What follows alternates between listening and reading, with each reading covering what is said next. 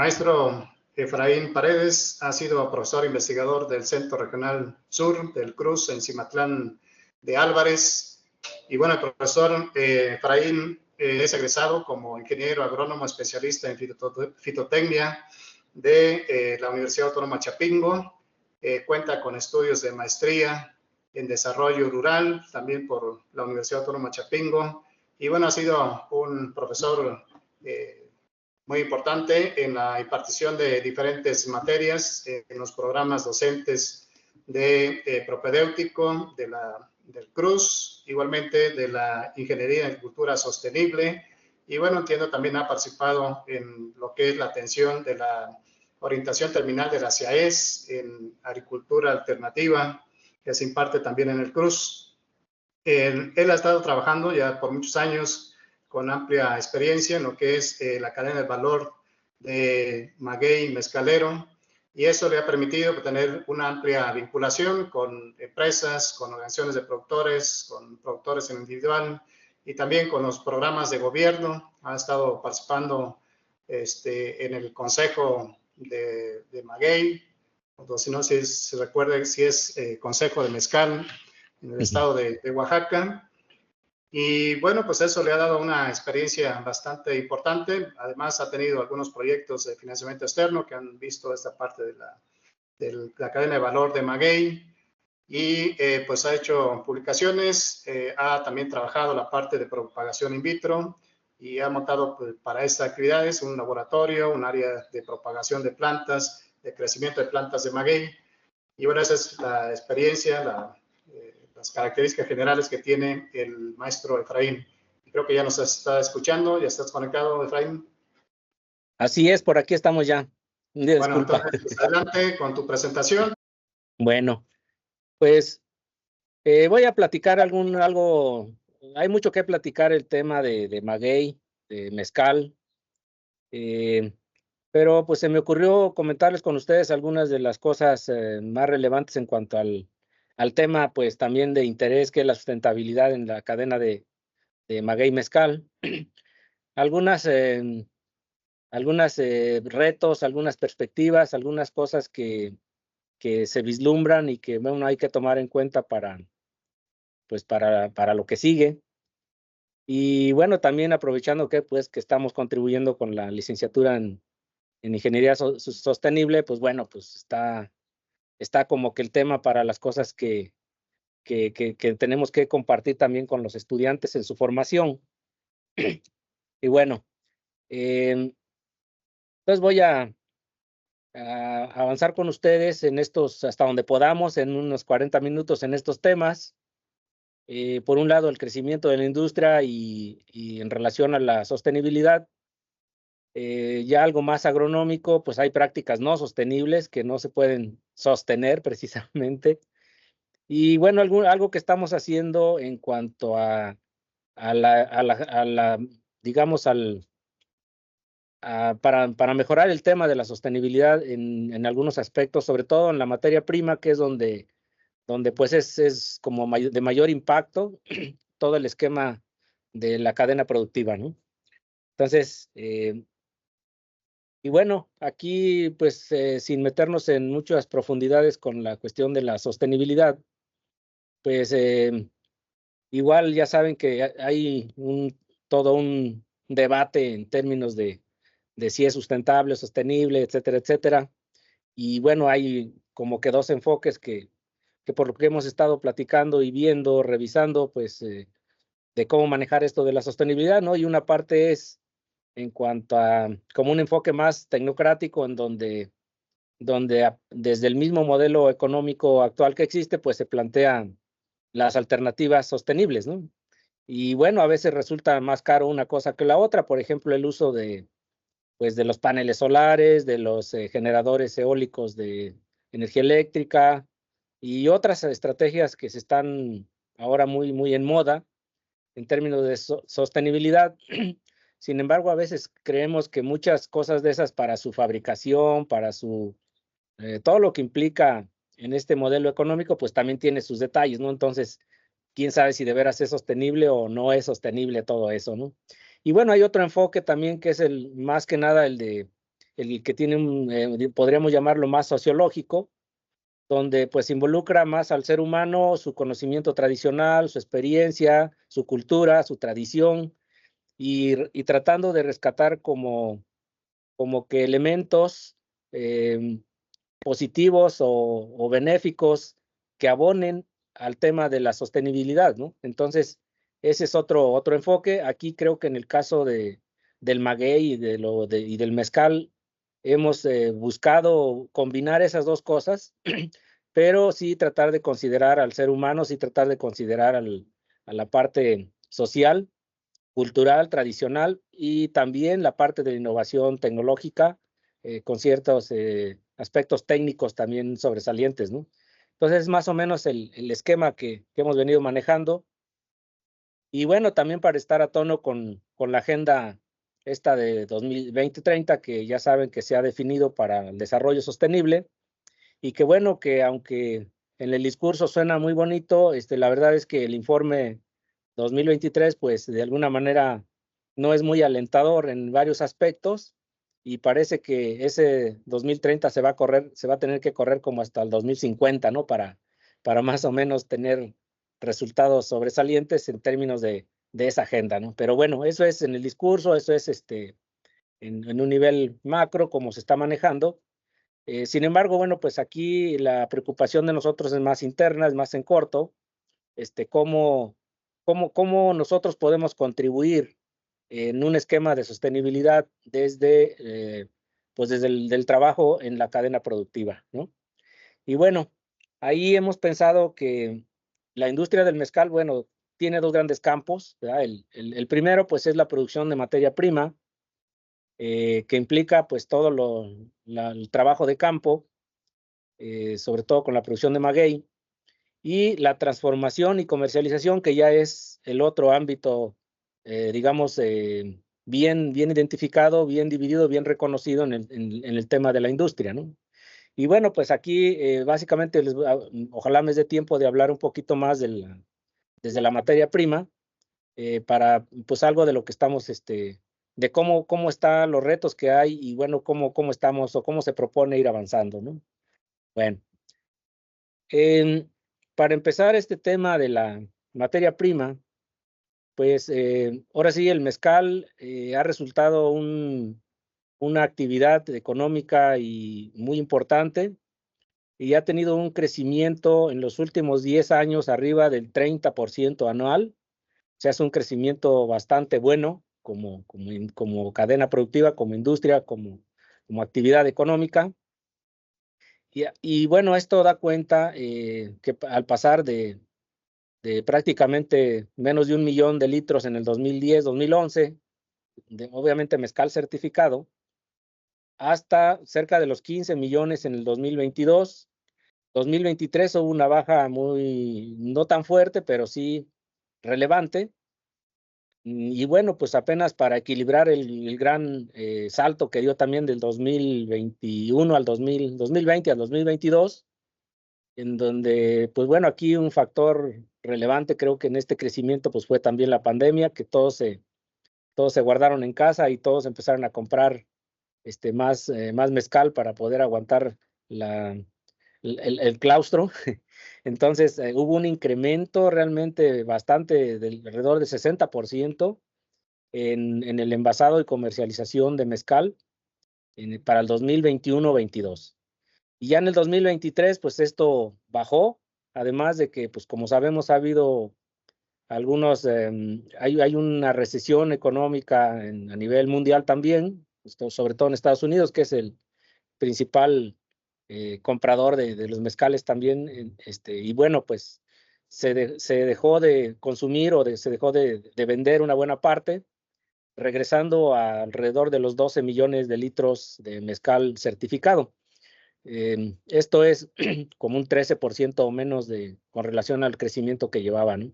Pero sin embargo, la línea de crecimiento se mantiene, y bueno, eso significa que pues va a seguir creciendo, como se ve en la gráfica de la derecha, en donde pues esta gráfica la elaboramos desde el 2018, 2019, Y bueno, pues ahí va, estamos en el 2024 y vemos que va muy acorde a lo que habíamos previsto aquí.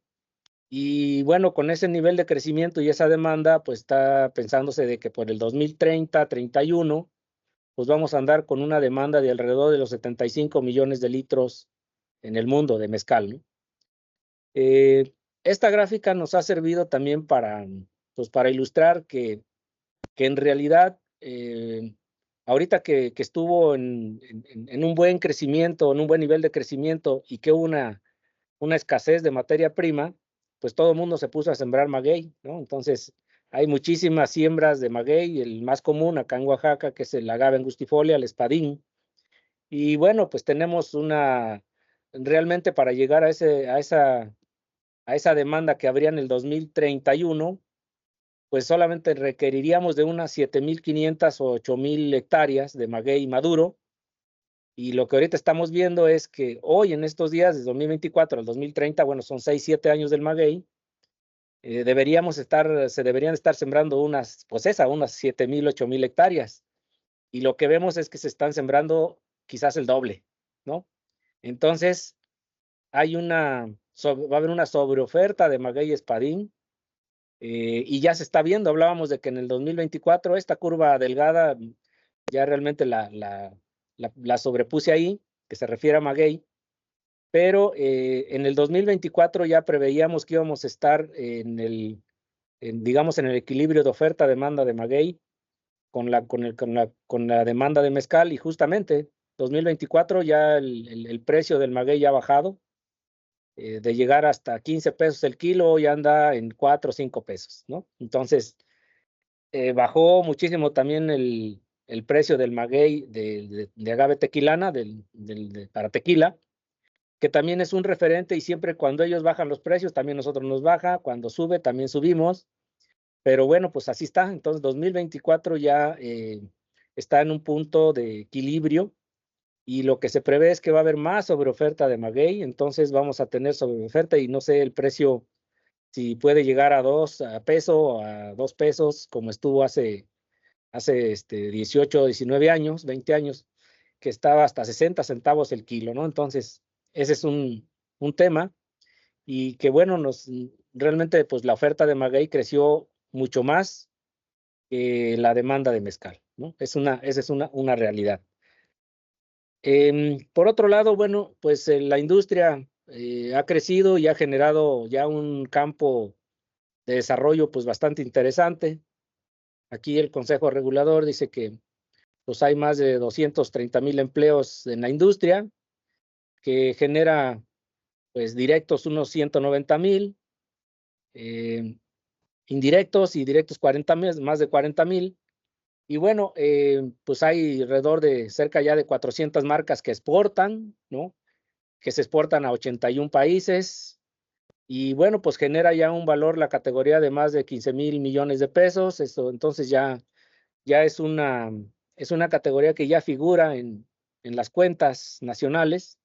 Hace 11 años el mezcal no tenía ni siquiera un apartado de impuesto en Hacienda. Hoy ya está como mezcal.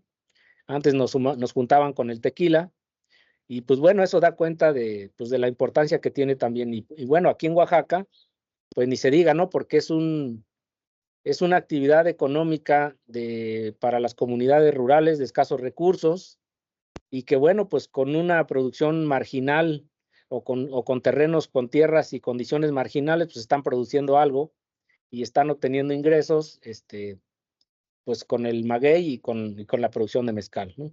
Y bueno, ahorita vamos a ver algunas situaciones pues que esto también conlleva. Todo crecimiento, pues también lleva unos retos, lleva inconvenientes, que pues también hay que buscar la manera de cómo irlos sorteando.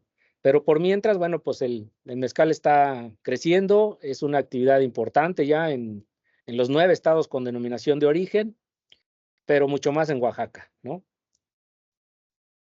Y bueno, aquí lo que quiero rescatar también es que esta actividad, bueno, pues como su nombre lo indica, es diversidad, es tradición y es cultura.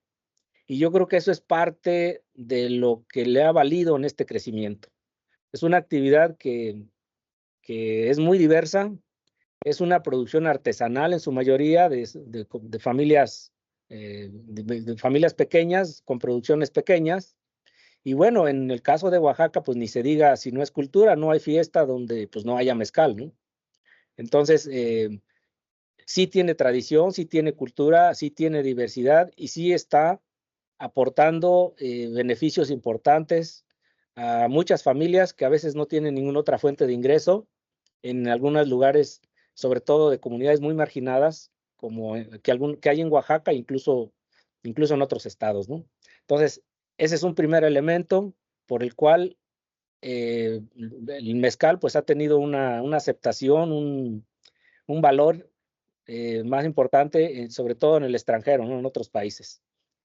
Y bueno, otro elemento que le ha dado este auge, este crecimiento, pues ha sido la denominación de origen. Aunque, aunque ha sido muy discutida en términos de su fundación, de su creación y digamos, de su formalización, pues la verdad es que yo creo que sí ha tenido un efecto importante. Y bueno, pues prueba de ello nos lo muestran cómo ha habido mucha lucha, mucha pelea, mucha política, pues por estar en la denominación de origen y por pertenecer ahí, ¿no? En la declaratoria original del 94, pues solamente entraron estos estados: Oaxaca, Guerrero, Zacatecas, San Luis Potosí, Durango, que fueron los que de alguna manera dijeron sí, vamos, y otros que a todos se les invitó, pero pues nadie dijo, pues ¿para qué? No, eso no funciona. Pero ya cuando empezaron a ver que había un crecimiento interesante, pues empezaron a entrar otros. Aquí se modificó en 2001, entró un municipio de Guanajuato, 2003, 11 municipios de Tamaulipas, 2012, 29 de Michoacán, 2015, Guanajuato incrementa otro y Puebla mete 116 municipios. Y bueno, esto coincide con un manejo político también de la denominación. Cuando estuvo Felipe Calderón es cuando entra a Michoacán, cuando estuvo Fox es cuando entra otro ahí de Guanajuato. Y bueno, pues eso da una idea de que pues todo también se mueve mucho en términos también políticos, ¿no? Pero bueno, y recientemente, bueno, pues ahí está la autorización ya publicada en el Diario Oficial de la Federación de Aguascalientes en el 2020, Aguascalientes, Estado de México, Morelos, y en el 2021 el sur de Sinaloa, ¿no? El sur de Sinaloa, por ejemplo, siempre estuvo buscando estar en la denominación de tequila. Como no lo pudieron lograr, bueno, pues ahora ya ven que el mezcal va creciendo, bueno, pues vamos con el mezcal. Aguascalientes también estuvo mucho tiempo buscando meterse a la denominación de tequila por las plantaciones que tenían y la cercanía con Jalisco. Sin embargo, no pudieron y bueno, pues ahora van con el mezcal, en fin. Entonces hay mucha inquietud, mucha curiosidad por entrarle a este negocio. Y bueno, pues ahí lo tienen. Estos últimos que menciono están todavía en juicio, aunque están publicados, pues hay amparos, entonces no están operando, ¿no? Pero digamos, tarde o temprano tal vez puedan, con algunos ajustes, pues estar dentro, ¿no? Y bueno, el asunto es que la denominación de origen como tal, pues sí, como decíamos, desde su origen tuvo sus detalles. Yo creo que si se sujeta a las meros requisitos o requerimientos como denominación, pues no solamente deberían estar estos 12 o 3 estados, sino deberían estar como 22 estados del país, ¿no? Entonces, bueno, esto de alguna manera ayudó mucho en la credibilidad, en la promoción, en la difusión hacia el exterior del mezcal, pero también es cierto que puede ser un factor de desánimo, de negativo en el sentido de que pues todos los extranjeros, sobre todo el extranjero, cree que la denominación es una cuestión seria. Entonces cuando ven que es una denominación casi que abarca la mitad de México y que está tan manoseada, haciendo cambios cada rato y que hay cosas ahí, bueno, pues podemos caer pues en qué pasó con esa denominación, ¿no? Entonces, pero bueno, por mientras ahí va. Como saben también, por la denominación se vigila o eh, se gestiona a través de una NOM, la norma 070. Esta norma también prácticamente se hizo al vapor al principio, en el 94, empezó a operar en el 2003, 2004, y bueno, de ahí pues era una norma que realmente no reflejaba lo que era el mezcal. Entonces, a partir del 2000, del 2009, bueno, incluso antes, por ahí los compañeros, los colegas em, de Zacatecas, estuvimos haciendo un trabajo ahí con Nicolás, y donde el sistema producto quería que se hiciera un trabajo para justificar un mezcal mixto, como el del tequila 5149, con el fin la hipótesis era que el mezcal iba a abrir espacio, iba a abrir mercado, y que deberíamos tener un producto parecido al de ellos para poder ir también pues teniendo mercado donde entraban ellos, ¿no? Lo cual en el estudio, ahí con Nicolás, pues claramente se vio que no era por ahí. Si el mezcal quería crecer, realmente se tenía que diferenciar o deslindar del tequila.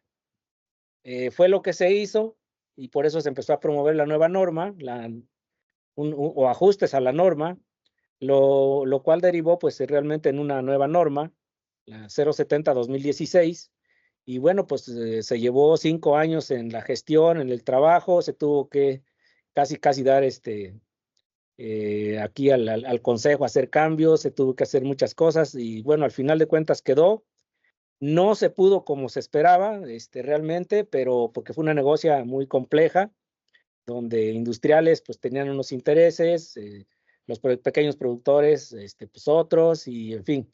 Pero al final de cuentas eh, se eliminó el tipo 2, que era el que tenía pues un porcentaje de azúcares que no fueran del espadín o del maguey.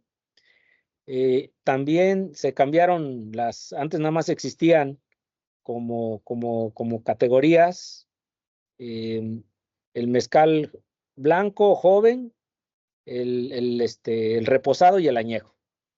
Y realmente hoy pues hay la categoría artesanal, ancestral y el mezcal industrial, que quizás pues no se le dice industrial, no quedó, pues nada más se le dice mezcal, pero que bueno, eso ya le da una valoración diferente y una entrada pues al grueso de la producción de mezcal artesanal de los pequeños productores. Yo no sé cómo fue que sí aceptaron estos los grandes, pero bueno, qué bueno, porque pues quedó mezcal artesanal como una categoría, y es el 94% de lo que se hace, ¿no? También, bueno, se metieron algunas clases que antes no estaban como tal así completas, solo estaba reposado y añejo, ahora está mezcal blanco, bueno, madurado en vidrio, que es una práctica tradicional, ancestral también, de meter mezcal a madurar en botellones de vidrio, o el destilado con otras cosas, ¿no? Esto ya es tradicional también, de que la gente siempre hacía destilados y metía otras cosas en el mezcal, ¿no? Como el pechuga o como otras cosas. O también el abocado que aquí hay unas cantinas tradicionales que todavía mantienen mezcal abocados con 30 cosas diferentes, ¿no? Entonces, todas estas cuestiones se rescatan o sí entran en la nueva norma, y bueno, pues eso le da otro pequeño empuje. Entonces, dos grandes cosas. Primero, la denominación. Segundo, la norma.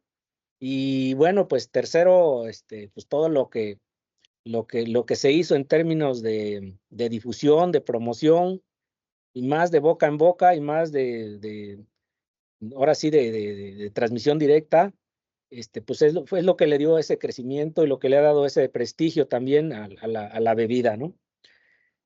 Y bueno, también hay que recalcar que se le ha venido invirtiendo a lo que realmente le da ese nivel, ¿no? Desde hace ya prácticamente 15, 18 años, hubo un estudio que vinieron unas gentes a trabajar, y allí ubicaban claramente que el mezcal, el negocio del mezcal el sector estaba en los segmentos estratégicos del mezcal, estaban en el premium internacional y puntos de venta también de premium internacional. ¿Qué quiere decir esto? Bueno, que que los mayores ingresos, la mayor percepción económica de una bebida de este tipo, pues estaba en el reconocimiento de los que tuvieran mayor capacidad adquisitiva, eso es en el extranjero, y además de venta directa, ¿no? Entonces, la mayoría de las empresas y de los productores que están ya en este nivel de exportaciones o de nivel de ventas hacia el mercado internacional, pues están en esta categoría de premium internacional, ¿no? Porque es lo que mejor paga, digamos, al mezcal, ¿no?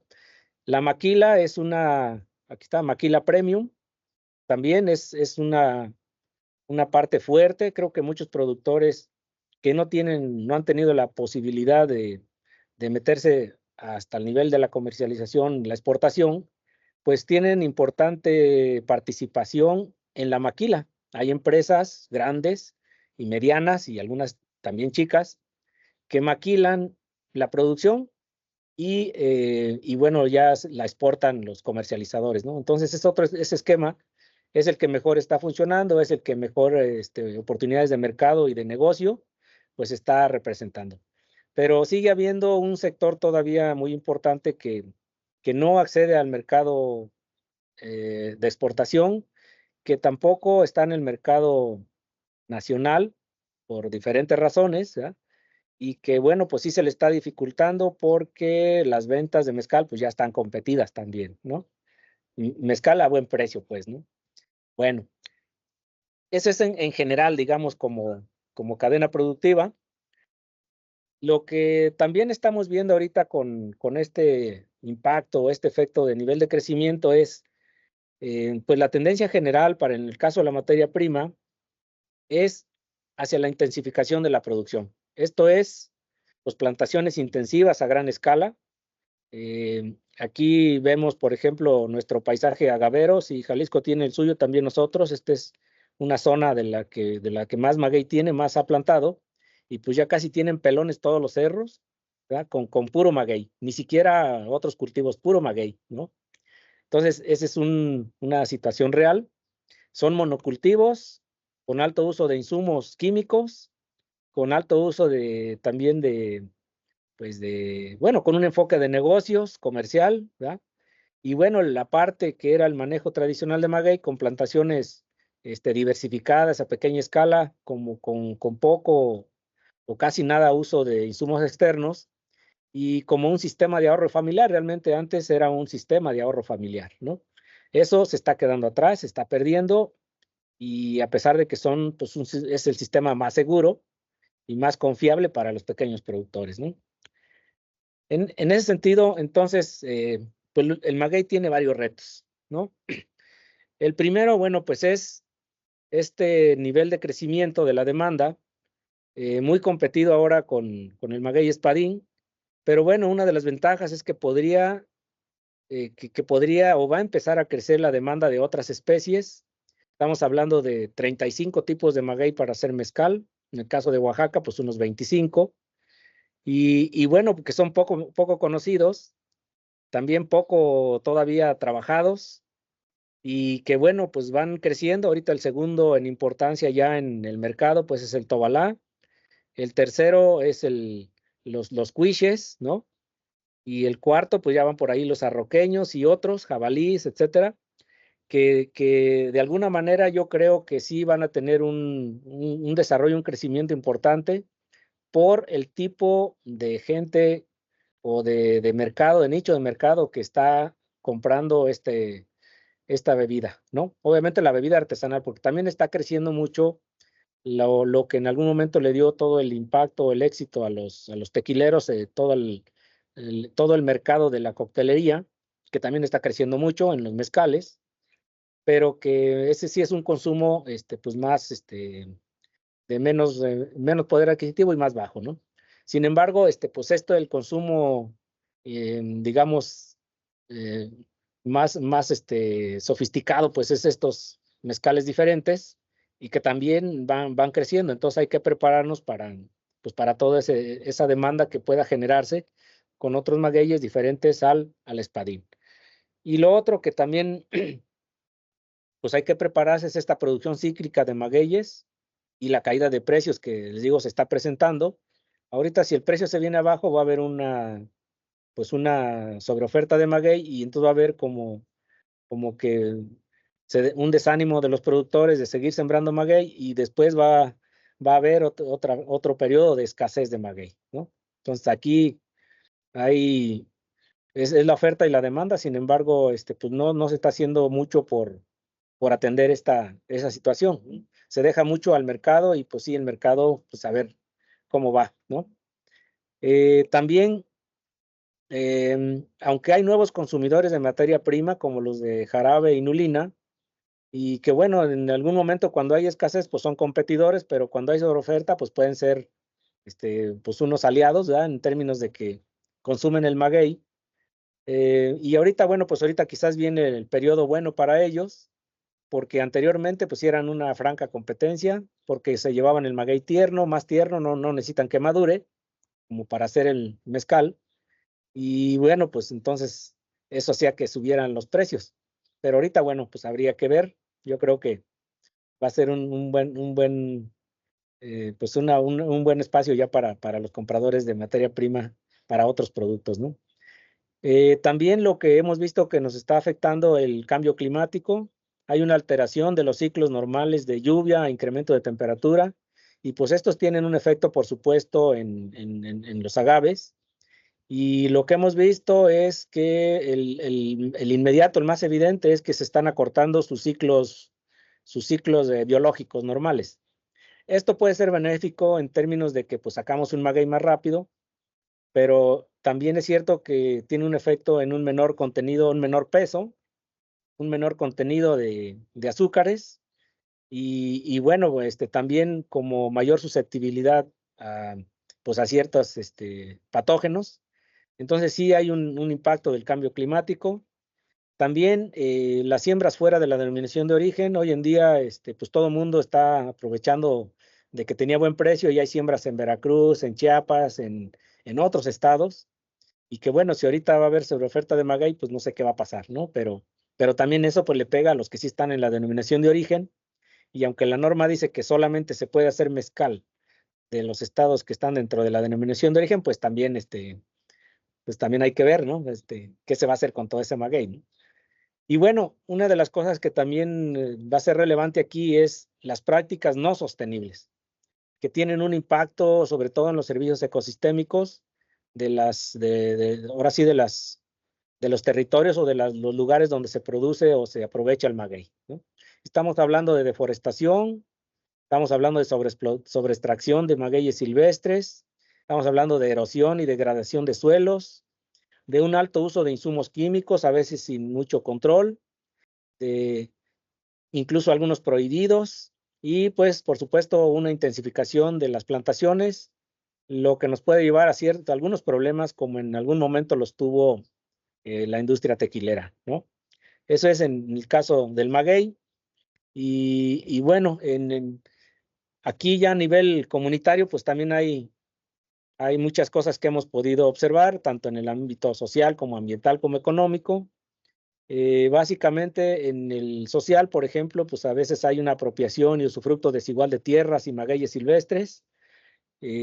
Ahora sí que en las comunidades, aunque muchas veces tienen sus regulaciones y sus acuerdos internos, pues hay otros donde hay más listos que el que tiene más saliva come más pinole también, ¿no?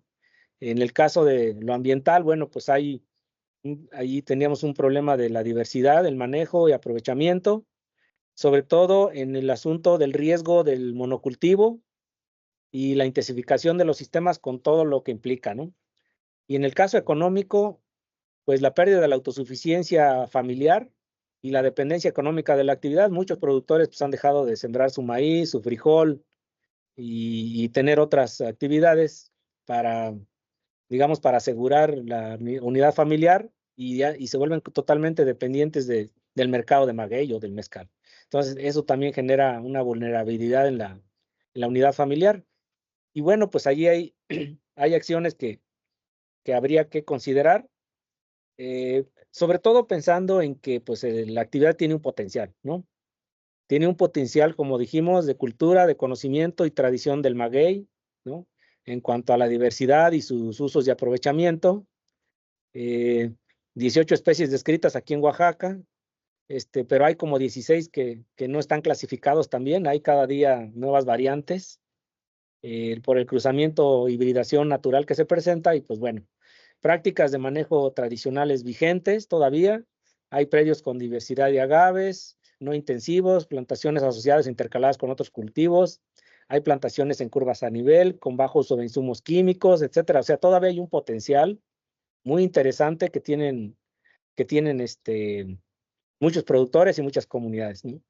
También hay comunidades que sí cuidan sus recursos y tienen aprovechamientos controlados de las poblaciones silvestres, con reglamentos y acuerdos internos y sobre el acceso y el aprovechamiento de en sus territorios, ¿no? Entonces también eso es un potencial que quizás no hemos sabido valorar bien todavía o rescatar y promover, ¿no? Y bueno, pues ni modo, son de las pocas opciones también que nos permiten aprovechar ambientes de bajo potencial agrícola, suelos degradados, de baja precipitación, con poco requerimiento de mano de obra e insumos. Entonces es una maravilla el maguey, tiene un potencial todavía creo que importante, interesante, y que bueno, pues estamos apenas pues asomándonos un poquito ahí a lo que hay, ¿no? En términos de la producción de mezcal, pues aquí hay también sus riesgos, ¿verdad? Y uno es, por ejemplo, el riesgo en la organización comunitaria y la toma de decisiones, cuando hay muchos recursos o recursos de empresas de fuera que llegan y hacen convenios, contratos con productores locales, pues a veces las reglas comunitarias se mueven o se olvidan o se manejan de diferente forma. Entonces hay una desarticulación, podríamos decir, como del tejido social, en algunas comunidades ya complicada, ¿verdad? Y que bueno, pues eso trae esta diferenciación económica y de ingresos en diferentes cosas también, ¿no? Y también en el aspecto ambiental, pues sobre todo la degradación ambiental en términos generales por la sobreexplotación de los recursos naturales, estamos hablando de agua, leña y sobre todo eso, ¿no? Son recursos a veces comunitarios y que también, pues, cuando no es lo mismo una fábrica artesanal que va a producir o que puede producir cuando mucho 12,000 litros al año, cuando ahora que ya le hace convenio con alguna empresa y en vez de tener 4 alambiques, tiene 20 alambiques y está haciendo una producción de 8,000 o 10,000 litros mensuales, ¿no? Entonces, ya es otra cuestión, todo se incrementa, ¿no?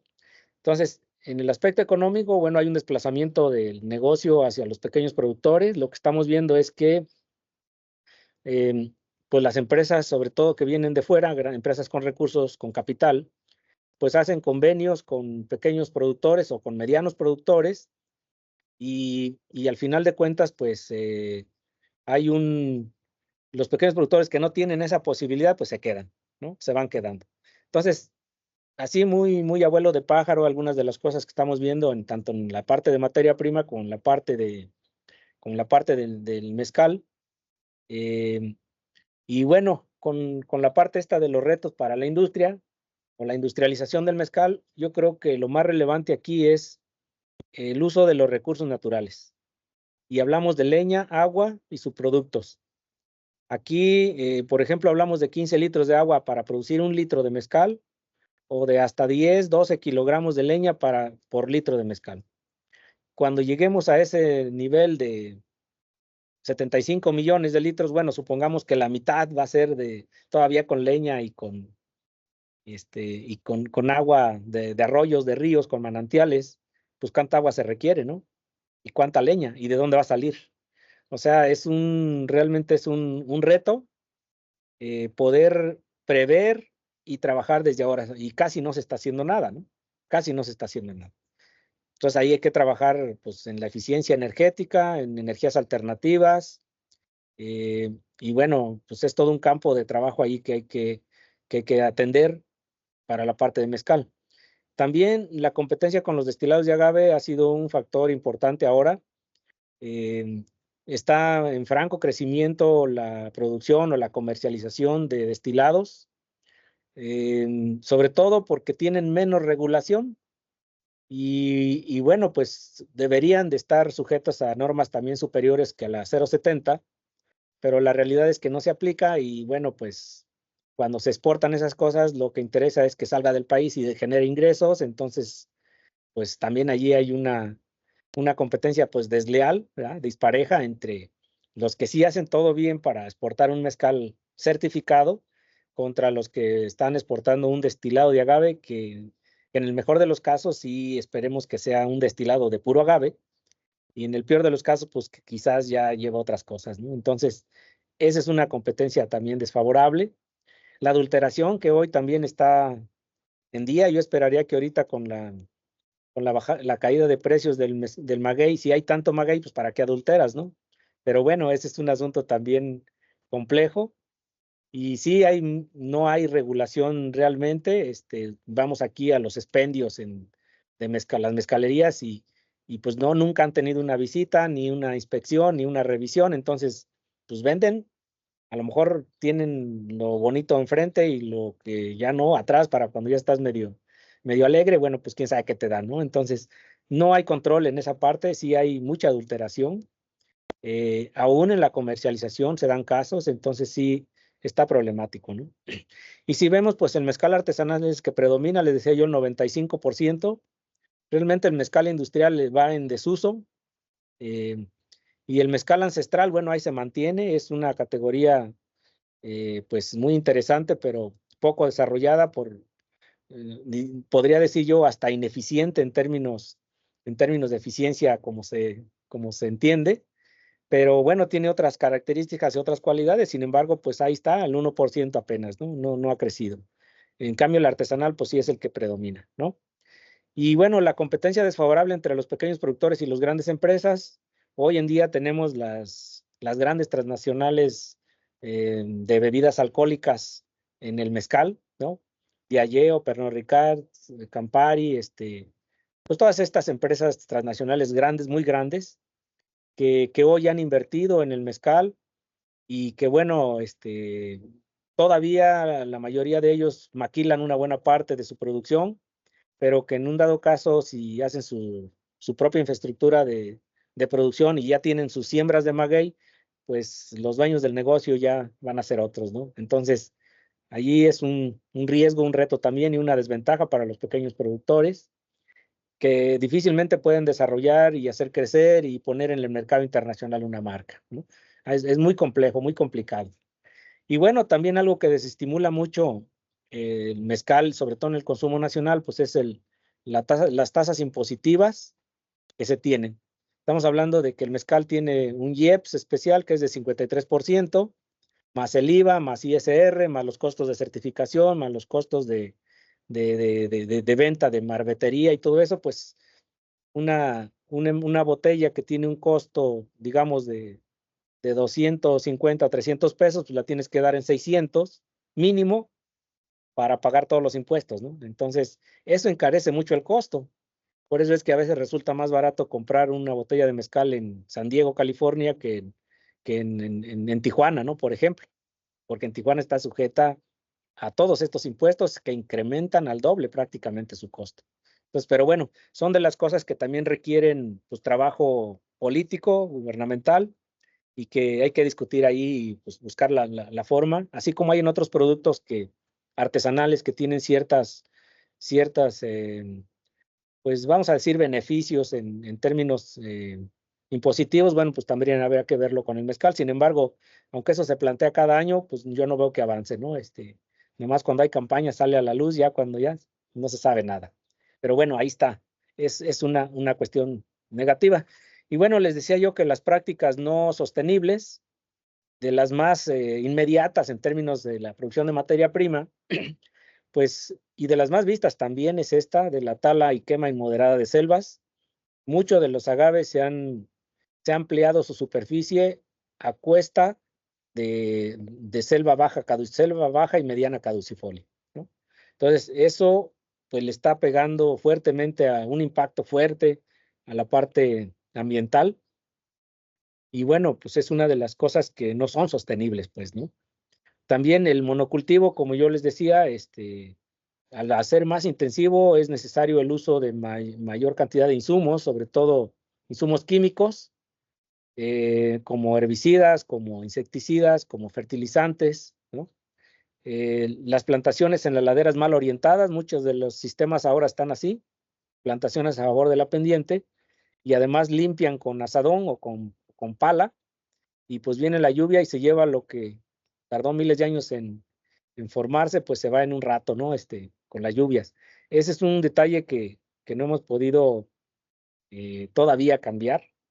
Y bueno, pues también la parte del mal uso de agroquímicos y a veces hasta prohibidos como el faena o glifosato, que está en discusión ahorita si se queda o no se queda, o el furadán, que también sí está prohibido, pero que abajito del agua lo siguen vendiendo. Entonces, es un insecticida de amplio espectro, bastante residual y bueno, pues, ese es el problema. Y son cosas que así de evidentes que no son sostenibles, pues, ¿no? Sin embargo, como les decía yo, pues hay prácticas que sí son más sostenibles o sustentables. Y bueno, estamos hablando, por ejemplo, de la diversidad de agaves, estamos hablando del aprovechamiento controlado de magueyes silvestres con reglamentos comunitarios, con acuerdos comunitarios que a veces se establecen para los magueyeros o mezcaleros, eh, con alguna normatividad que también tiene el Consejo allí, un reglamento interno que tiene para el uso para hacer la certificación de la producción de mezcal con silvestres, la protección del suelo y con materia orgánica. Hay muchos esquemas que ahora ya se están trabajando, que hemos estado innovando aquí nosotros, el uso de leguminosas, por ejemplo, para controlar arbences, para aportar materia orgánica, fijar nitrógeno, etcétera, están resultando muy favorables, muy positivas. Lo que sí de manera tradicional ya hace la gente de asociar los magueyes con cultivos básicos, maíz, frijol, calabaza, con la milpa, pues. Incluso ahora con otros productos, pues es favorable también. La cuestión del cultivo en terrazas, naturales o hechas como hasta con piedra, etcétera. Entonces también eso es para la conservación de suelo y agua, es muy favorable. El bajo uso de insumos también de fuera, hemos estado promoviendo mucho el uso de microorganismos, el uso de controles más orgánicos, que no es tan complejo porque el maguey todavía no es un cultivo demasiado mejorado, por decir así, y no es tan exigente en cosas. Todavía tiene, digamos, la facilidad de asociarse con micorrizas, con otros microorganismos de manera natural. Y si se fomenta un poco, bueno, pues funciona muy bien. Nos ha estado funcionando muy bien, ¿no? Entonces, son cosas que sí son más sostenibles y que, bueno, pues aquí la cuestión es, ¿qué dice el productor? Sí lo hago, pero muchas de esas prácticas me implican más trabajo. ¿Quién me lo va a pagar si a la hora que yo voy a vender mi materia prima me dicen, vale lo mismo la hayas producido como la hayas producido? Entonces tiene que generarse aquí un esquema de un nivel de conciencia, un nivel otro, algo diferente, ¿no? Y bueno, ahí lo que hemos pensado es que podría funcionar una certificación, sobre todo para el sector de mercado extranjero, que tiene más conciencia ya de estos aspectos y que podría tal vez pagar un porcentaje más en el precio si se le asegura que pues esa producción proviene de un sistema de producción más sostenible, ¿no? Y bueno, allí hemos buscado alguna certificación. Hay muchas que tienen ya pues digamos, esta participación o esta parte o este componente. Sin embargo, pues no están diseñadas ni para maguey, ni están como para pequeños productores porque son muy costosas, más bien son como grandes empresas y pues se ve complicado.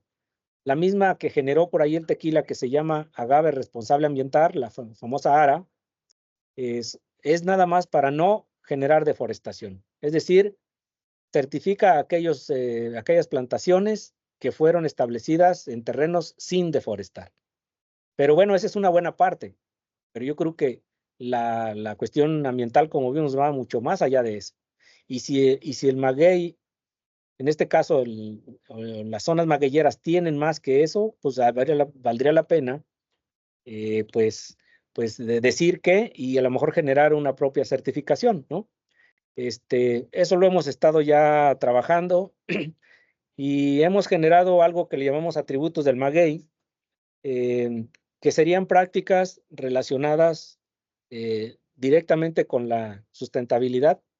Es decir, que no tienen un impacto negativo o significativo en el ambiente y los recursos naturales, ¿no? Además de que podrían generar un valor agregado al mezcal, es decir, que contribuyan a que el producto tenga una mejor aceptación y un mejor precio en el mercado, ¿no? Eso le llamamos atributos del maguey. Y bueno, aplicado a los 3 sistemas básicos que ya se conocen, el aprovechamiento de silvestres, el manejo tradicional del maguey y el manejo convencional o intensivo, ¿no? Del maguey. Aquí, ¿qué significa certificar? Bueno, pues significa verificar que sí se están llevando a cabo esas buenas prácticas y que están cumpliendo con el objetivo, ¿no? Además, pues generar credibilidad en el consumidor sobre la aplicación de las buenas prácticas y generar recomendaciones para su mejor aplicación y funcionamiento, ¿no? Esto lo estamos haciendo en vinculación aquí con el Consejo Regulador de la Calidad del Mezcal.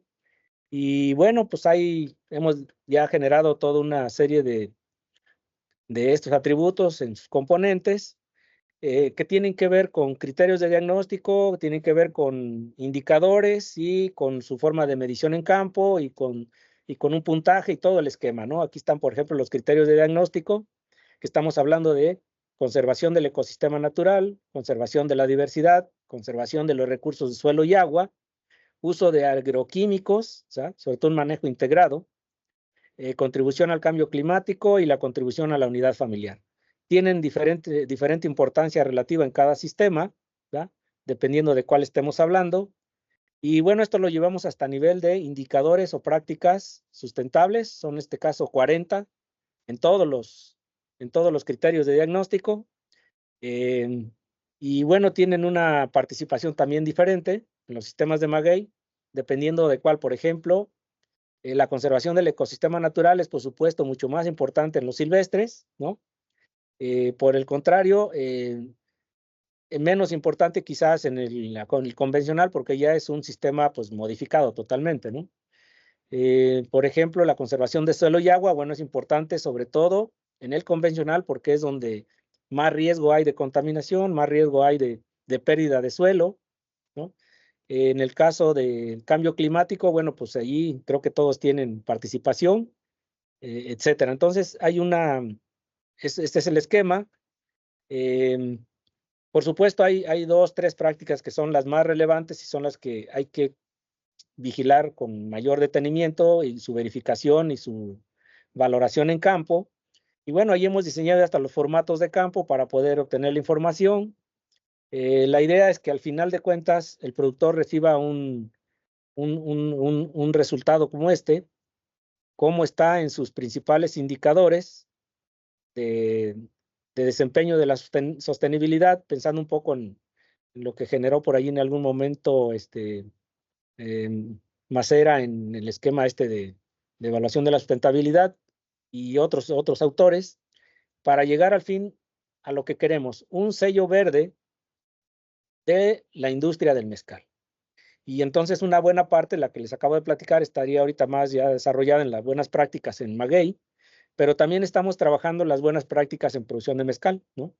Básicamente en producción de mezcal tienen que ver con el uso de residuales, aprovechamiento de residuales, con el uso de energías alternativas, con el uso de la eficiencia energética y con el buen trato y manejo de toda la parte social, o sea, lo que tiene una empresa socialmente responsable, ¿no? Entonces, en eso estamos trabajando. La idea es que este distintivo verde pues lo puedan colocar o puedan colocar la información en sus etiquetas, a través del holograma y acceder a través del holograma los consumidores, ¿no?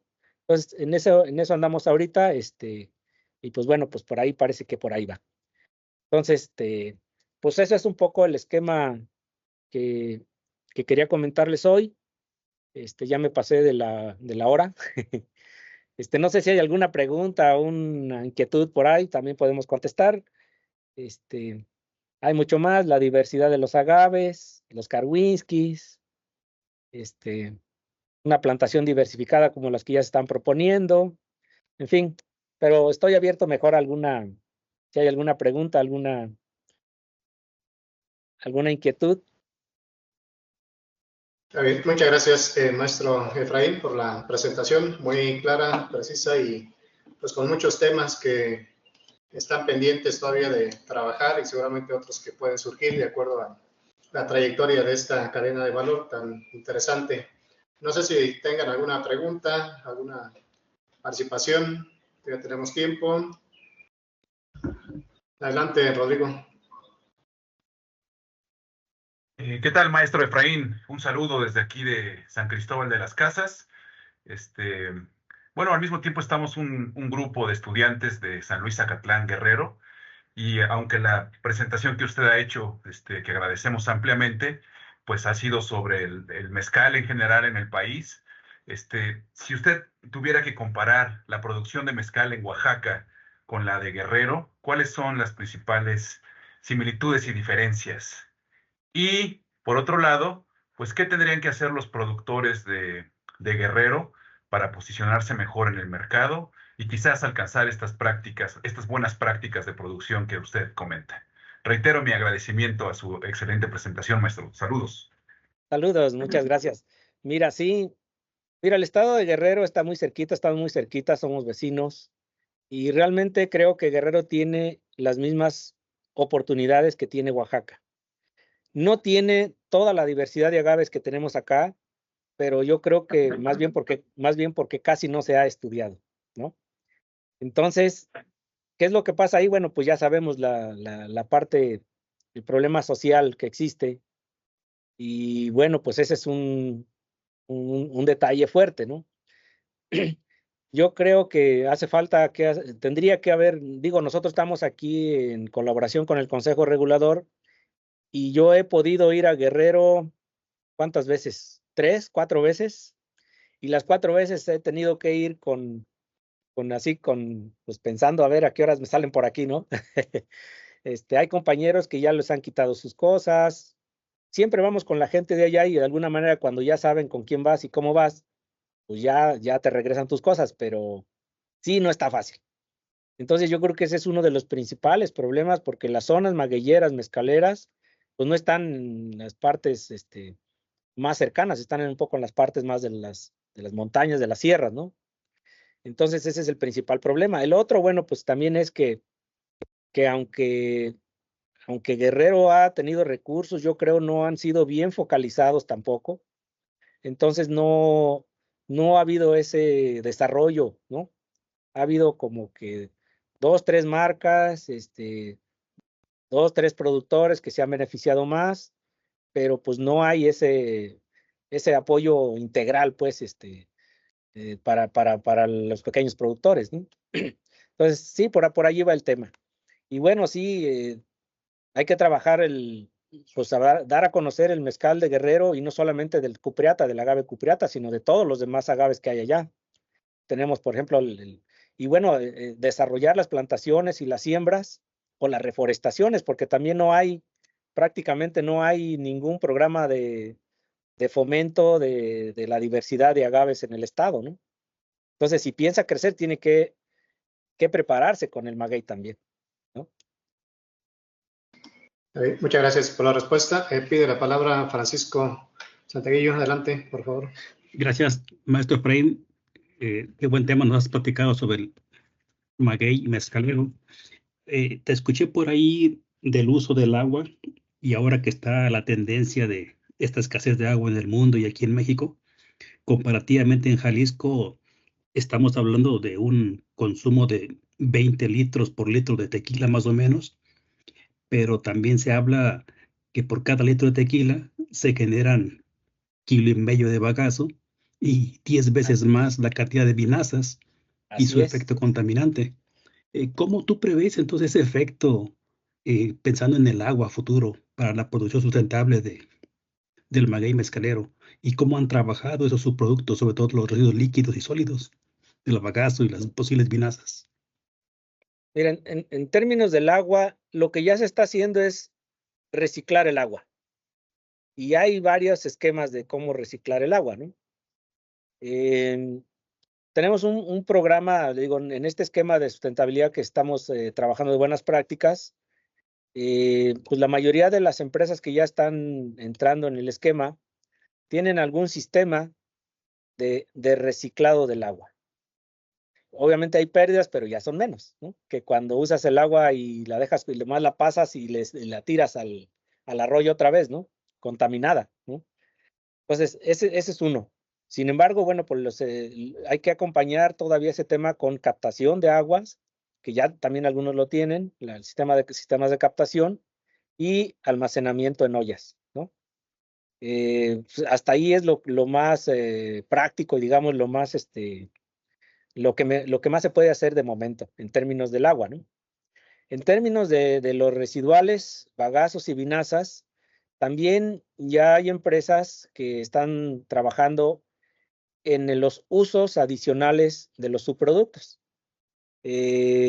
Todavía, por ser artesanal y ciertas cantidades, sí hay posibilidades de hacerlo, que ya cuando son millones de litros se complica la cosa, ¿no? Pero aquí, digamos que hay desde el que tiene ya de sus propios biodigestores, ¿no? Ya operando para obtener gas, por ejemplo, biogás, y con ese mismo biogás ayudar a la destilación, sobre todo en la segunda destilación, con los biodigestores para obtener ya un producto, una vinaza biodigestada, y que además saliendo de ahí se puede enriquecer con polvos con rocas minerales o con otros productos y que queda un excelente biofertilizante, ya sea para el suelo o para foliares. Conocemos aquí empresas, justamente mañana visitan una de ellas, que tiene todo un plan de producción ahora sí que asociación con otros productores papayeros, para toda la vinaza biodigestada, enriquecida, regresarla a la producción de papaya, ¿no? Entonces, eso es lo que están haciendo. En el peor de los casos, lo que ya están haciendo muchas empresas es la neutralización de las vinazas y el traslado hacia los campos de cultivo. Hay una capacidad buffer bastante buena de los terrenos de cultivo para la vinaza ya neutralizada. Y bueno, pues hasta donde hemos visto no está generando todavía un problema porque no es una aplicación diaria ni de cada 8 días en el mismo lugar. Entonces, también tiene un efecto benéfico en las plantaciones, ¿no? Eso es lo que algunos están haciendo. Y en el peor de los casos, lo que están haciendo otras, pues es simplemente neutralizando y tirando al arroyo, a los arroyos, lo cual pues sí, allí ya es un desperdicio. Y aunque no tenga una capacidad o un tan fuerte de contaminante, pues sí, es un desperdicio, ¿no? En el caso de los bagazos, pues la mayoría los están usando ya, sí los llevan a campo, sí lo están usando regresando a los terrenos de cultivo, porque tampoco son grandes cantidades, pero el problema es que muchos lo están regresando en fresco, pues, ¿no? Entonces aquí lo que estamos buscando es que pudieran hacer un composteo o un precomposteo y que eso es mucho más benéfico y mucho mejor para regresarlo a las plantaciones. Es un trabajo que todavía digamos, no está tan desarrollado, pero que sí ya está toda la experiencia generada y que se puede hacer, ¿no? Ese es más o menos lo que se está haciendo en los términos de acá. Pero sí, efectivamente, si crece la producción de arriba de los 500,000 litros para una fábrica por año, ya es otra cuestión, ¿no? Y habría que ir viendo, y yo creo que en ese plan están todavía las empresas o los pequeños productores en ir trabajando esas partes, ¿no? Desafortunadamente falta un poco de más apoyo todavía del gobierno para esas cosas, por lo menos para el empujoncito, y a veces es lo que no se ve pues por acá, ¿no? Gracias, maestro. Muchas gracias. Para concluir, la última participación de Genaro Aguilar y estaremos cerrando por cuestión de tiempo y también por no cansar demasiado al ponente, la grabación se queda disponible y pues para quien quiera consultar algunos detalles todavía. Adelante, Genaro. Sí, buenas tardes a todos. ¿Me escuchan? Sí, Perfecto. adelante. Sí, mira, la pregunta que tengo, Efraín, me parece un trabajo muy amplio el que estás haciendo y comentabas tu relación con la gente de Zacatecas y de otros lugares. Me ha tocado ver que efectivamente se ha incrementado mucho la superficie sembrada con agave en Guanajuato, Michoacán, Zacatecas.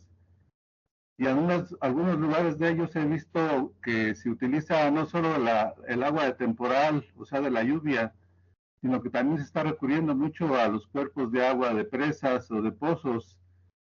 En Zacatecas me pareció que estaban usando el riego por goteo ya en las plantaciones de agave. En ese sentido, quiero que me comentes si en el caso de Oaxaca, que también me han comentado algunos compañeros de Oaxaca que se han venido chupando los manantiales, las plantaciones de agave, ¿qué prácticas se están haciendo para hacer más eficiente el uso del agua? Más ahorita que tenemos nuestras presas inferiores al 20%, ya en Michoacán el lago de Cuitzeo prácticamente desapareció y el lago de Pátzcuaro también ya disminuyó bastante su nivel de profundidad. Entonces, pues este problema del agua es muy recurrente y ¿qué se está haciendo en el caso de Oaxaca para hacer más uso el eficiente del agua? Pues mira, no hay mucho, ¿eh? Y sí es un problema ya. Todos los pozos que yo he visto aquí que surtían de agua a la ciudad los han estado profundizando más porque ya no tenían agua. Y bueno, a nivel de las comunidades, pues no hay mucho todavía. Sí hay aquellos que usan para riego, han procurado un uso más eficiente a través de sistemas más eficientes como el riego por goteo o microaspersión, pero todavía no veo yo claro una política digamos, de un mejor uso y mejor aprovechamiento y captación de agua, salvo lo que hizo el exgobernador Eladio Ramírez López hace ya muchos años de su programa de atajar el agua como diera lugar. Yo creo que nos hace falta otro programa de esos para empezar a hacer más ollas o sistemas de captación de agua, ¿no? Pero todavía no lo veo. Gracias y que estén bien todos. Saludos. Sí, bueno, pues muchas gracias. De esta manera estamos concluyendo con esta primera presentación. Agradecemos nuevamente al maestro Efraín por la excelente presentación, la información también muy valiosa que ha presentado en las diapositivas. Le haremos llegar la constancia de participación, reconocimiento por su aportación en este seminario académico para la próxima semana. El martes a las 5 estaríamos escuchando lo que es el procesamiento de nopal con Francisco Javier Macías a las 5 de la tarde. Esperemos que nos puedan acompañar. El día de mañana a las 5 estaremos con la reunión referente a las reformas al estatuto universitario. Mañana de 5 a 7 esperemos que nos puedan acompañar y participar en el evento. Pues nuevamente, muchas gracias. Muy agradecido por su asistencia, por la ponencia y nos escuchamos en la próxima. Que tengan buenas tardes. Gracias. Un gusto saludarles. Buenas tardes a todos. Gracias. Bueno, y cuando gusten visitarnos, pues aquí estamos con toda confianza, ya sea con estudiantes o personalmente. Ahorita estamos recibiendo estudiantes pues ya de Tabasco, de Yucatán, de la URUCE, de zonas áridas, y bueno, hasta de Chapingo. Entonces igual, creo que es una actividad interesante de visitar. Tenemos aquí el laboratorio que decías de micropropagación, donde estamos haciendo rescate de variedades en riesgo o en peligro de extinción, ¿verdad? Y tenemos pues tenemos ya mucho trabajo con productores que tienen ya estos niveles de producción de maguey, con estas construcciones. También esto es de nosotros. La cuestión del manejo de germoplasma con semillas, ahí con el banco que tiene Humberto aquí en Etla. Pues también estamos ya trabajando toda esta parte con la idea de tener pues mejores variedades o ir seleccionando ciertas variedades sobresalientes, ¿no? Entonces, hay todo un trabajo, yo creo que también para participar como investigadores o como colaboradores en algún trabajo. y con la visita también de estudiantes, ya sea para estancia, servicio o simplemente para visita de viaje de estudio, ¿no?